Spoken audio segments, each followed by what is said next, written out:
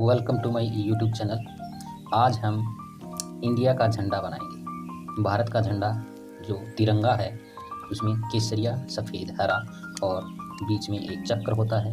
वो किस तरह से सेट करते हैं, क्यूब से बनाएंगे। तो सबसे पहले वाइट कलर ऊपर और ब्लू कलर सामने रखना है। अब हम अपर, फिर क्लॉकवाइज, अपर क्लॉकवाइज, डाउन क्लॉकवाइज, फिर राइट इनवर्स, फिर हम मिडल घुमाएंगे, फिर राइट, फिर मिडल का एक पीस और घुमाएंगे, फिर लेफ्ट इनवर्स, फिर मिडल में फिर पीस घुमाएंगे, फिर लेफ्ट और फिर मिडल। इस तरह से ये केसरिया, सफ़ेद, हरा और बीच में एक चक्कर जो ब्लू कलर में शो हो रहा है, इस तरह से हम बनाएंगे। Thank you.